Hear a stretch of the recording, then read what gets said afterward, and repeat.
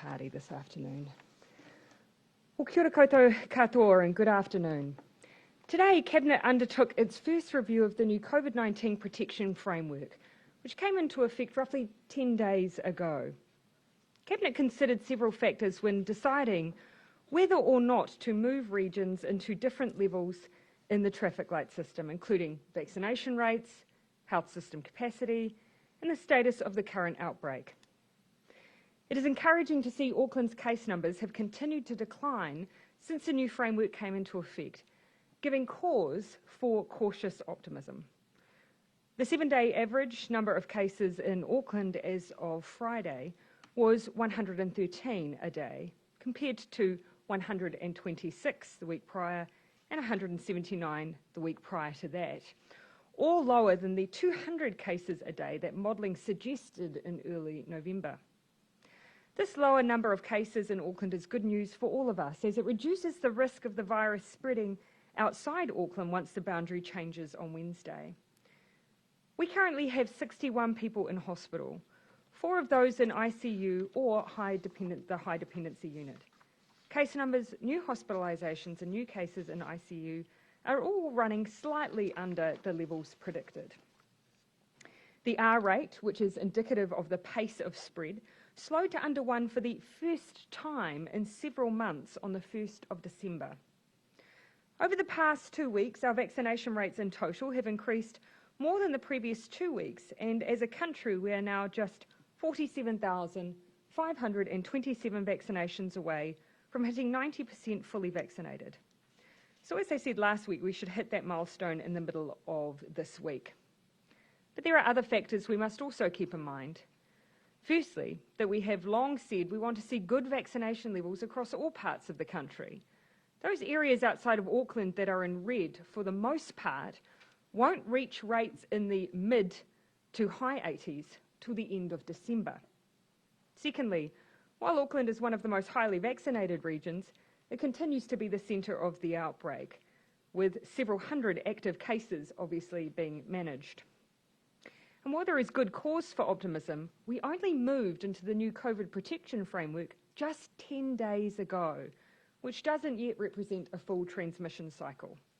However, Ministers and the Director-General were supportive of recognising the progress that has been made and will be made in the coming weeks as people seek their second dose. They also expressed a view that with an additional transmission cycle, they believe there will be enough comfort for Auckland to move. On this basis, Cabinet has decided on the recommendation of the Director-General to move Auckland to orange at 11:59 p.m. on Thursday, the 30th of December. Cabinet has also decided that those remaining areas that are currently in red, excluding Northland, will also move to orange at 11:59 p.m. on Thursday, the 30th of December. This decision means that Auckland will move approximately 4 weeks after they moved into the COVID protection framework at the beginning of the month, and will give extra time for any potential impacts of that move to be seen. This represents 2 incubation periods of the virus, which we have consistently used to provide confidence around outbreak control throughout the pandemic. It means we can see the impacts of also the Auckland boundary opening. It means that other regions at red, currently Taupo, Rotorua Lakes District, Kawerau, Whakatane, Opotiki Districts, Gisborne District, Wairoa District, Rangitikei, Whanganui and Ruapehu Districts, have an additional period of time for second doses to be administered and rates to reach a greater level of protection. As I said, by this time we expect, on projection, for those areas to reach mid to high 80s in terms of fully vaccinated residents. Here today we have carefully balanced the range of advice, views, risks and opportunities of all the relevant levels and settled on an outcome that means the country will move into the new year with all but one region in the orange setting. It means vaccine passes will be in use up and down the country, as well as masks and other public health measures that are designed to keep us safe during this time of change. But it does mean that we are also being proportionate and that people will be able to gather together, and that's because it will be safe to do so.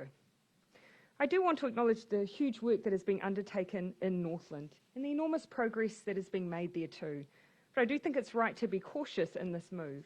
This does not move, of course, that people who do not fulfil The requirements in Auckland around either being fully vaccinated or tested cannot move into Northland. Of course, they continue to be able to. Our next full review of the traffic lights will be in the week of the 17th of January. Finally, a word on Omicron.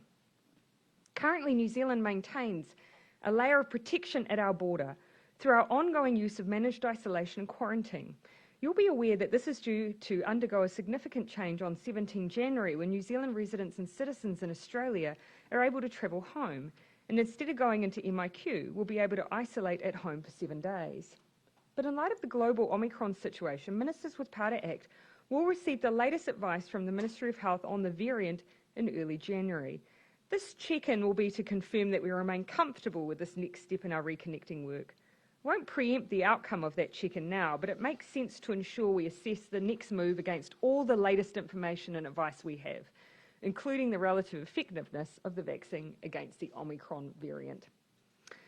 One final note. On Wednesday, Aucklanders who are fully vaccinated can travel around the country again, and the boundary that has played an extraordinary role in containing the Delta outbreak for the past 4 months changes.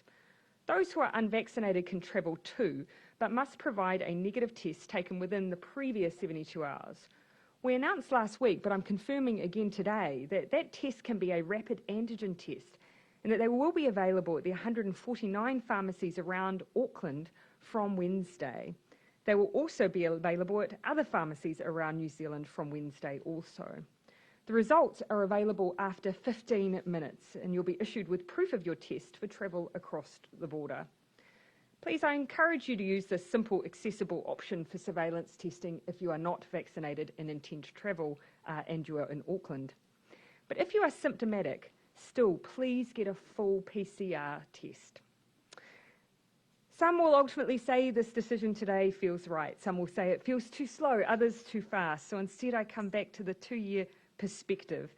For the second year in a row now, we finished the year with measures that matter, the lowest cases, hospitalisations and deaths in the OECD, and an opportunity to have a summer break with comparatively low rates of COVID-19. Now happy to take your questions. Will the decisions that you've made today change your thinking around the Auckland border, particularly heading south, given that if Auckland can be an orange and everywhere else is an orange, what is the point? So look, what we were ultimately trying to do there is, of course, continue to slow any spread. And I think that remains important. Part of the success of our containment of Delta has been those border arrangements. So it's fitting that we change them, that we ease them. But now all we're asking is that if you're in Auckland, if you're double vaccinated, you can move. If you're not, to get a test. And that's just for a period while we continue to ease and change up our settings. Did you consider dropping that southern boundary in particular because the police said it's so resource heavy to monitor, and given we're all at the same alert level setting, it doesn't? Two things. The first I'd say is actually, it is not an onerous ask for the vast majority of Aucklanders who are vaccinated. And so, of course, for them, all they need to do is carry the same proof of vaccination that they're carrying with them everywhere now. For the police, ultimately, they are the only ones who can legally operate compliance around these checks, and it is totally their operational decision as to how. They have expressed a view that they will continue to manage the free flow of traffic. That will be one of the things they undertake. So they'll be determining when and how they choose to check compliance. I'll come to Jessica and then I'll come to Barry. Prime Minister, with Northland, 81% are double vaccinated and 87% have had their first vaccination. So that means they should be on track to reach 87%.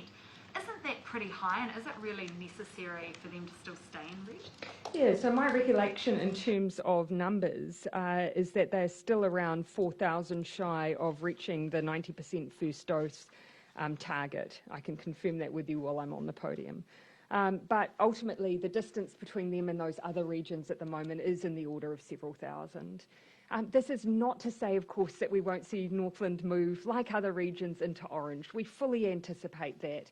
But at a time when we are going through a very careful transition it makes sense to us as a cabinet to be most cautious with the area where we have the lowest vaccination. I do want to acknowledge the huge effort that's gone in from the region. It has been significant. We've seen a big increase.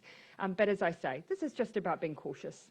Have you ruled out green for anyone going to green, especially parts of the South Island? Only for now, obviously through the transition period.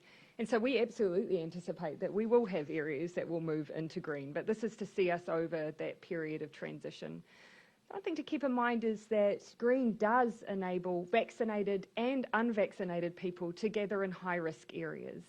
And our view is that during the transition, actually it's important that we continue to maintain confidence as we transition. And I know a number of people will appreciate knowing that they're around in high-risk venues other vaccinated people. Prime Minister, can you give an assurance to Aucklanders who want to travel north of the border on Wednesday that not every car is going to be stopped by the police? Certainly, that's certainly the implication from the communications I've seen from police. Their goal is to continue to maintain the flow of traffic. So in the way that you see them operate other compliance checks, I imagine that they'll be undertaking a similar approach where they'll be compliance checking, but also essentially ensuring that we don't have a large hold-up of vehicles. Te Tai Tokerau say that every ultimately, car... it's operational, though. I should add that it is ultimately operational, so I won't be dictating how they undertake them. But Te Tai Tokerau are saying that every car should be stopped. They're quite categorical on that. Well, first thing, police will operate the checks. They've already put out official statements on how they intend to operate them, and you can see from that they will be taking into account traffic flow. The other point is checkpoints can only be legally run by the New Zealand Police. So yes, they can have others in support of those checkpoints or those compliance checks, like the New Zealand Defence Force, like community wardens, like Māori or Pacific wardens. But police ultimately are the ones in charge and must be present to manage those compliance checks. Are you aware of police being dispatched to Gisborne to set up roadblocks there? No, and nor would I have an expectation of that. Ultimately, though, the way that the police choose to operate over summer barriers is ultimately up to them. You'll remember, of course, that there are often different pressures on police over a summer period. We'll all remember a period when the Coromandel became a very busy place for young people to congregate, and the police made operational decisions about deployment at that time too. These will be decisions made by the police, but again, the only place where we've set an expectation around compliance checks is around the southern and northern part of Auckland. People want to go to Northland I'll come to Henry and then I'll come to Jason. Is it just a numbers thing with Northland versus Tairāwhiti? Because obviously Tairāwhiti is also at 81% second dose, similar to Northland, but it's a smaller DHB. So is it that they have fewer thousands to get through? Yeah, so on rounding, Tairāwhiti's at 90% at the moment. They have 171 individuals. Yeah, on Northland it's over 4,000. So a number of factors we take into account, but vaccination was significant in those factors and in deciding that Northland will just hold for now. It is not to say that the only way that Northland can reach any other level is solely on vaccination rates. This is about taking a cautious approach while we transition. That transition period, you're saying that that's the reason you're not moving to green faster and you're not doing all these things. Yep. But you're getting into January 17. That's a month and a half after. Keep in mind, though, of course, that all... Yeah, so yes, but at that point we'll have regular 2-weekly reviews. We will have had the chance at that point to see the impact of the Auckland boundary lifting, movement across the country, and the new CPF framework. So yes, at that point the transition essentially done. We will have seen the impact of the new settings and will be fully implemented by that point. Just one other question. Is there any chance of the booster timetable maybe being moved up slightly? Australia, but now 5 months instead of 6 months. Obviously the science are moving on this. Yeah. And I think the UK have shortened their period as well with Omicron down. Is there a possibility that you would move to 5 months, 4 months? I think the first point to make is the vast bulk of New Zealanders who are eligible for boosters or come up to their opportunity for boosters are actually across March, April and May. So a large number of New Zealanders are quite some way off the 6-month mark, let alone a 5-month mark and so on. But I'll leave it to Dr. Bloomfield to comment on any further consideration by a technical advisory group on boosters. Thank you, Prime Minister, and kia ora koutou. Yes, so we've been watching this very carefully over the last 2 or 3 weeks since the first announcements about Omicron, and obviously the information from Pfizer last week was reassuring in a way that the Pfizer vaccine does seem to have a good level of efficacy against the Omicron variant, especially with that third dose. Our technical advisory group is considering this tomorrow, and then we're meeting tomorrow afternoon with some other modelling work from our team. Our key objective is to go into winter with our maximum population immunity. And so that will be one thing we'll be weighing up around the timing of that booster dose. In the meantime, by Christmas, there are 450,000 people due their booster. It's at least 6 months, and I'd strongly encourage them to get that as soon after 6 months as possible to make sure that they've got full immunity. But we will be providing further advice through in the middle to later part of this week to see whether there is any change to the current period before that booster dose. That's not a concrete 6-month thing. You could advise a change. Yes, we could, and that will be on the advice of the technical advisory group, looking at the science, and also again with this primary perspective, because winter's the problem, as we're seeing now in Europe. And in fact, Pfizer's advice last week was you could bring that down to, say, 3 months, even that interval, but they caveated that with if you are in winter and have got a large outbreak, which we have neither of. If we're looking in Europe, it's the equivalent of us having 3,000 to 5,000 cases a day, and obviously we're nowhere near that, and our case numbers are dropping. Yeah. So then even if you were to move them by a month, we would still see the vast bulk, February, March, April, based on the sequencing of the large bulk of New Zealand's population's second dose. Jason, then I'll come to Joe. Could you, and maybe Dr. Bloomfield as well, just the rationale behind the date of the 30th? Yes, so what particular reason? Counting back from the 3rd. So we went into the CPF on the 3rd. You'll recall that we've often taken into account those transmission cycles, those blocks of 2 weeks, to be able to give ourselves the time to see the impacts. Often with the old alert levels, we used to use it to see whether or not we'd missed cases. Now, of course, it's to see the impact of easing of restrictions. So essentially, if you count forward from the 3rd, you land on, you essentially land on the 30th, 31st. So it has nothing to do with people potentially planning New Year's No, parties? you can count yourself. That's where you land. Right. Yeah. Joe, sorry, and then I'll come back into the back. Yeah. The Friday before last, Grant Robertson was asked about those opening up dates and was very definitive about the fact that people who overseas then might be looking at foregoing their MIQ spots because they're relying on that 7-day self-isolation should carry on with those plans and not think that for any reason there might be a change as it stands at the moment. I appreciate Omicron's coming on the scene, but is your message now to people who have been relying on those dates and making plans around MIQ on that basis to rethink that because there's no certainty anymore? Well, look, no, we haven't changed our plans. We haven't changed the timelines that we've set out. But it does make sense for us to have that check-in before they're due to come in to ensure that we're still comfortable based on the latest advice we have from Omicron. There is nothing for which we can make that decision now. At the moment, we know it's more transmissible. We know there have been some lab-based work on the effectiveness of vaccine, and from that you've seen the pharmaceutical companies coming out and speaking about the greatest rates of effectiveness based on how recent your last dose was.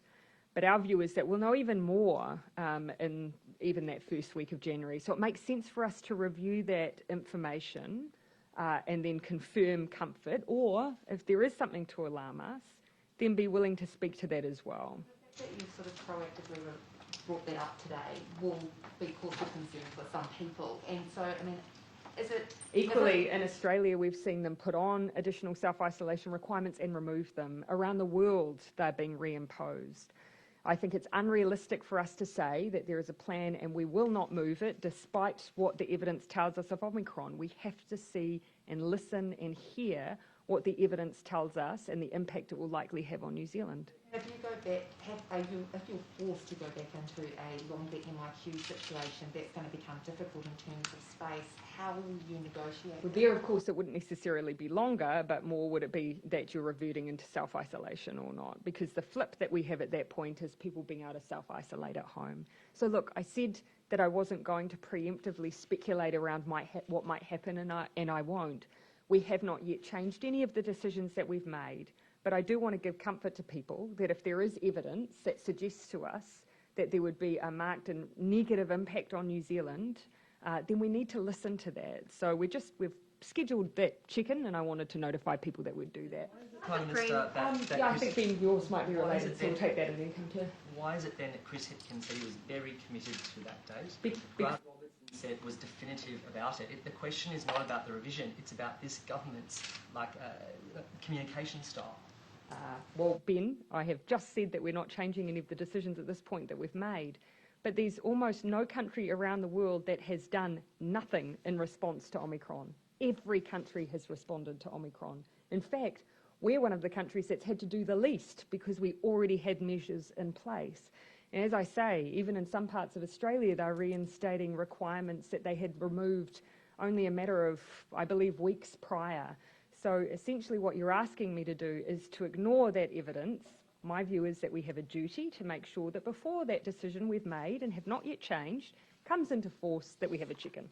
To a different issue, is New Zealand considering, or will you consider offering asylum to Julian Assange? No. Okay, Gina. Green means that there is limited community transmission and our health system is ready to respond, as it's quoted. Can we assume that Wellington and Canterbury's health systems are not ready to respond? Not at all. In fact, thank you for the opportunity to say something specifically to the South Island. You know, at the moment they're in an exceptional position, very high rates of vaccination, very low case numbers. We are where we are now as we make a transition, but I do expect things to change in the South. But keeping in mind, one of the big adjustments that comes with being from orange to green is the ability to have a larger number of people together who are both vaccinated and unvaccinated. And right now, while we transition, I believe quite a few people in the South Island would like the comfort that they know they're around vaccinated individuals. Given that green is of greater significance to unvaccinated people, are you keeping those low-risk areas in orange as a tactic to encourage vaccination? Not at all. Not at all. We designed a system that would allow some flexibility at every level. And so even at orange, you have some flexibility safely because we substitute vaccine passes with other public health measures, and we've deliberately designed it that way. There are businesses, though, who are suffering from lower patronage because they're not at green, though. So did that not factor... Sorry, but would you mind giving me some of having both unvaccinated and vaccinated people coming in if you're a hospitality But they have the business? ability to operate at full capacity with vaccine passes. So there is an option at Orange where people can be fully operating, open, with as many people as their facility is able to contain as long as they're using vaccine passes.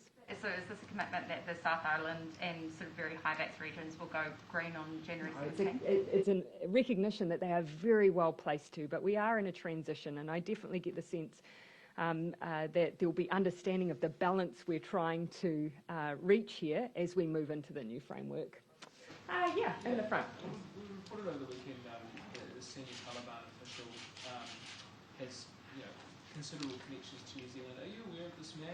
Has he been a feature of your national security briefings? I've seen the media reports, and I'd say, as is the case with any issue that has national security implications, I won't comment on the specifics.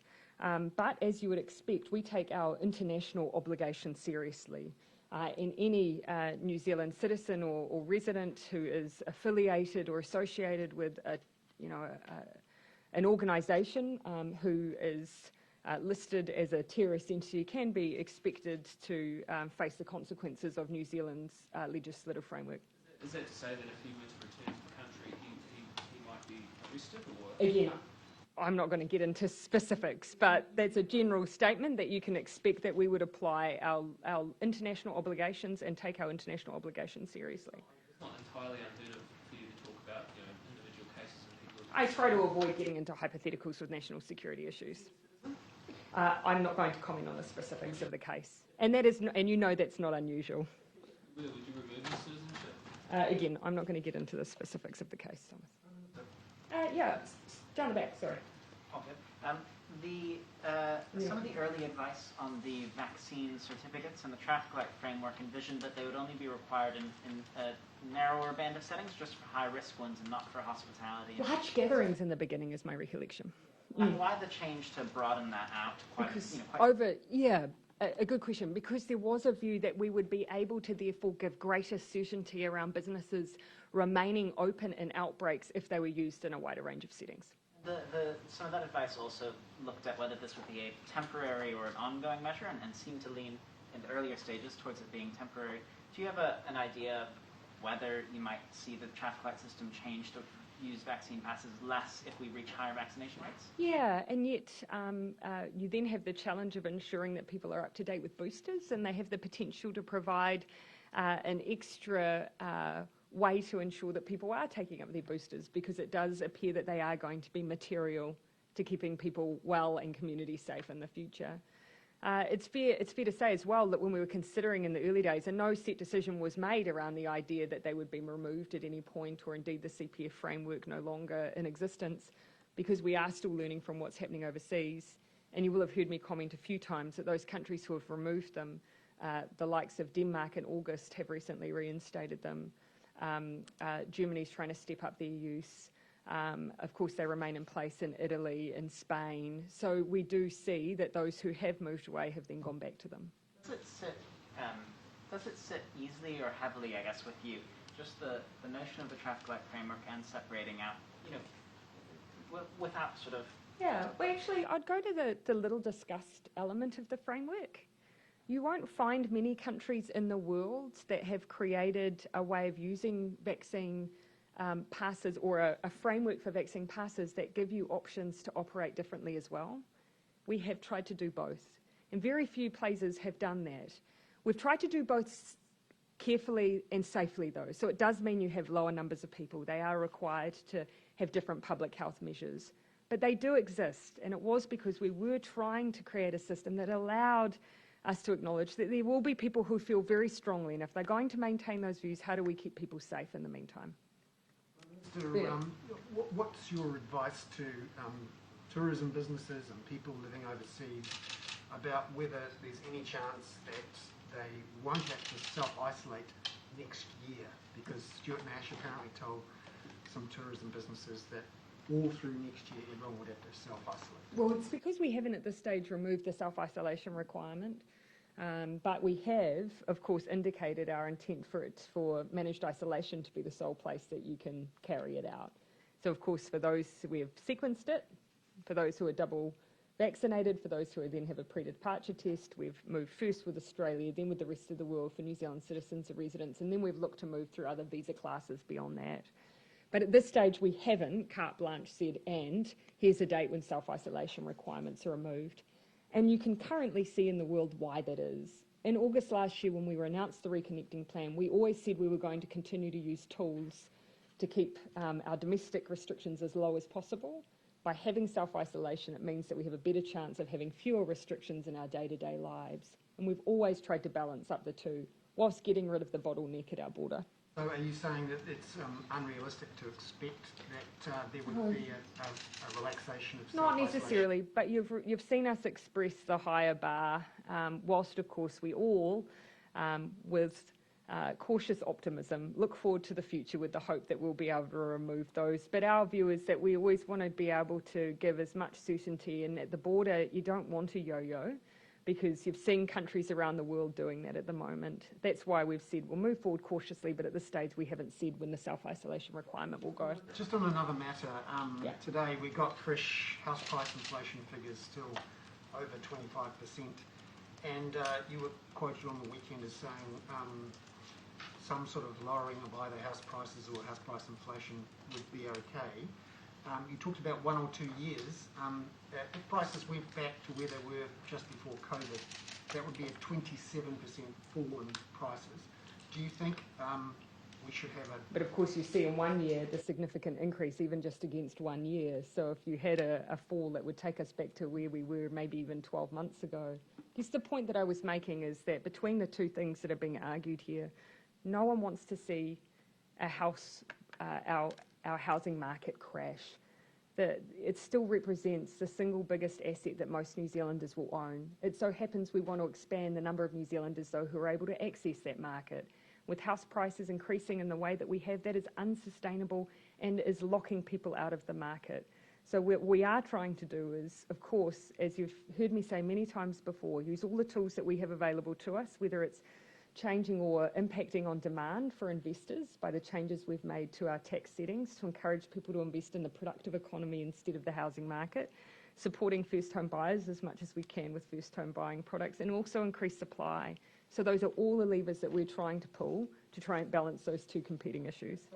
How is affordability going to improve if there is no prospect of a fall in prices? Well, of course, you've heard there's a lot of speculation about what's going to happen in the housing market over the next period of time.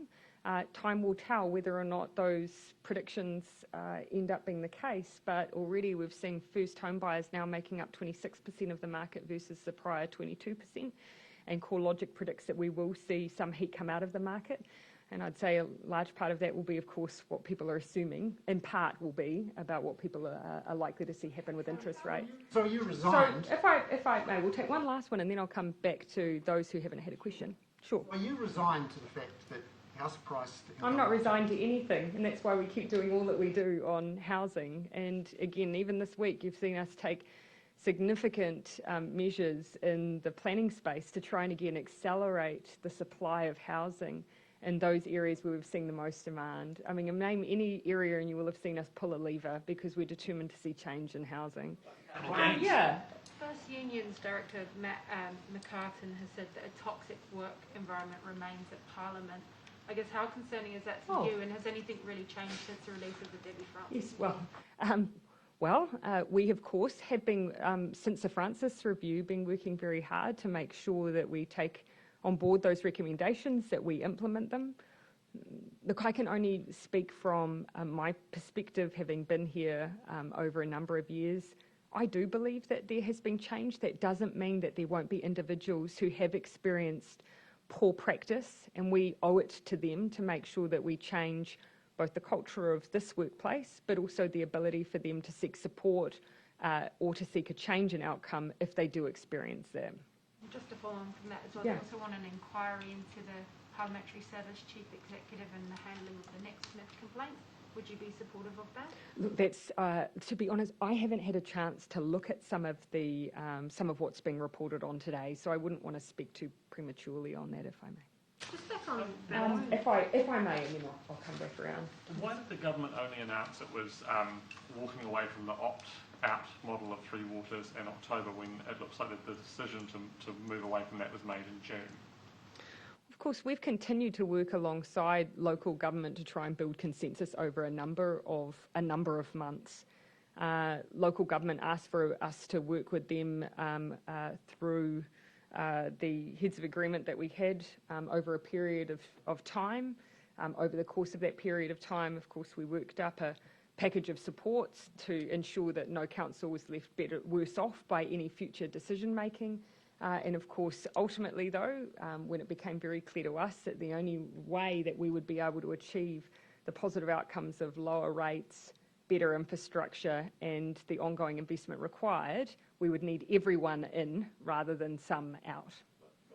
You went about getting that consensus after you'd already made up your mind, and now councils are feeling that you've been duplicitous and untruthful to them. I disagree with that. In fact, there were some councils who were of the view that it would only be able to be achieved by everyone being all in, and were waiting for government to ultimately make that decision. We wanted to try and build as much consensus around it as we could. You just told them in June when you made the decision, though. There was a view that actually we should, and I stand by the decisions that we've made to try and ensure that we were providing the evidence base for councils. They wanted to see the reporting and the work that had been done by DAA to form the basis of some of those future entity decisions, to allow them time to work with their communities over the future. We had, again, the heads of agreement. We were working through a process in good faith. Look, some councils don't agree with where we've landed, but it all comes back to one essential, in my mind, issue. Doing nothing is not an option. And yet if we're going to do something successfully, it is going to require us all in it to be all in it together. Okay, who did I have? I think I was coming back over here. Jenna? Just back to Bernard's first point about housing. Would you be comfortable with house prices falling back to the level they were at in December 2020? So I've never made arbitrary calls on any particular levels, but what I've simply pointed out is that even if you had them come away from where they were a year ago, they've grown dramatically in that 12-month period. No one's arguing, of course, from our perspective, that a collapse in the housing market would be an acceptable thing. It's the most significant asset most people own. But we cannot afford to continue to see year on year these dramatic increases in prices. Homeowners are buying in the same market, so essentially that's not taking them anywhere, and increasingly for first home buyers, it's very hard for them to enter. Saying that you're effectively locking in house prices at what they are. No, that's not what I'm saying. What is a collapse in house prices? I've never given a particular numeric. I was asked in a question whether or not we would accept seeing prices fall away or over a period of a few months. What I've explained, of course, and again multiple times on this podium, is that it's in no one's interest to see a complete collapse of the market. But if we saw house prices fall back to even where they were 12 months ago, that actually would still take us back to a very high rate of growth over the past few years. All right. Sorry, just to follow up on that, the 30% decline. Look, I'm trying to equally proportion questions across the gallery. I've only had one question, or two. So sorry, Janae, I unfortunately was assuming that I was making old versions of who was still working in the same outlets. Janae. Thank you. And then I'll come to here, and then I think based on the level of enthusiasm in the room, we might wrap. Janae. A 30% decline in house prices, even though that would take it back to a ridiculous level, that is still better than where it's at now, whereby you need about $200,000 deposit to buy a median house. We've never put out singular goals for which we're aspiring. What we have said is the growth is unsustainable, and we stand by that. Are you conscious, do you think your rhetoric on house prices has a market effect, and the fact that you have never said, so you don't think that the Prime Minister saying house prices are falling? No, I'm glad you think that I'm that powerful that no. And they say, no, I think what matters is what we do, and I also think probably the interest rate has a market effect as well. Okay, I mean, at last one, Jenna. On house prices, if you're making all of these massive moves in the housing market, what measure of affordability do you think is acceptable for a median house or even a lower quartile house? We all know the growth rates that we've seen have been unsustainable. They are. Although we've seen a small increase in number of the proportion of first home buyers in the market, it's still 26%. And overall, we have a lower proportion of New Zealanders in home ownership now than where they were several decades ago. We want that to increase. We know that comes down to two things. How much income they're earning relative to what's happening with house prices. And we have seen over a number of years that increase grow. So we need two things. House prices do not continue to increase at the extraordinary rate we have, and also people's incomes need to continue to increase. We're a government who's been focused on both. Okay, thank you everyone. You already know the definition of housing affordability. It's well. Thanks everyone.